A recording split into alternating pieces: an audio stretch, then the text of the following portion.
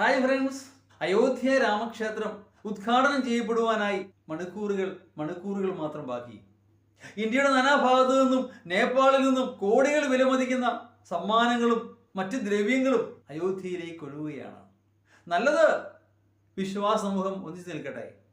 എനിക്ക് ഒരേ ഒരു പ്രാർത്ഥനയേ ഉള്ളൂ, അയോധ്യ ഒരു തുടക്കമാവാതിരിക്കട്ടെ, ഒടുക്കമായിരിക്കട്ടെ എന്ന് പറഞ്ഞാൽ പള്ളി പൊളിച്ച് അമ്പലം പണിയുന്ന ഇത്തരം സംഭവങ്ങൾ ഇനിയും ഇന്ത്യയിൽ ഉണ്ടാവാതിരിക്കട്ടെ. ഞാൻ വെറുതെ അങ്ങ് പറയുന്നതല്ല. ഇന്നേ ദിവസം സുപ്രീം കോടതിയുടെ ഒരു വിധി ഉണ്ടായിരുന്നു. മധുര കൃഷ്ണ ജന്മഭൂമി കേസിൽ ഷാഹി ഈദ്ഗാഹ് മസ്ജിദില് സർവേ നടത്താനുള്ള അലഹബാദ് ഹൈക്കോടതിയുടെ വിധി സുപ്രീം കോടതി സ്റ്റേ ചെയ്തു. കാര്യം വ്യക്തം. ഗ്യാൻവാബി മോഡൽ സർവേ നടത്താനായിരുന്നു ഓർഡർ. ആ മസ്ജിദ് എന്ന് പറയുന്നത് ആ കൃഷ്ണ ജന്മഭൂമിയുടെ ഭാഗമായിട്ട് വരുന്നതാണെന്നും ആ കൃഷ്ണൻ അവിടെയാണ് ജനിച്ചത് എന്നും അതുകൊണ്ട് ആ പള്ളി പൊളിച്ച് അവിടെ അമ്പലം പണിയണം എന്നുള്ളതുമാണ് പലരുടെയും ആവശ്യം.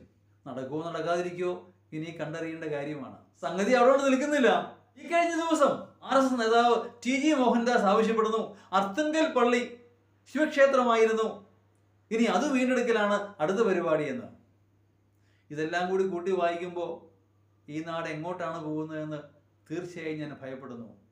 അതുകൊണ്ടാണ് ഞാൻ പറഞ്ഞത്, അയോധ്യ ഒരു തുടക്കമാവാതിരിക്കട്ടെ, ഇത്തരം സംഭവങ്ങൾ ഇനിയും ഉണ്ടാവാതിരിക്കട്ടെ.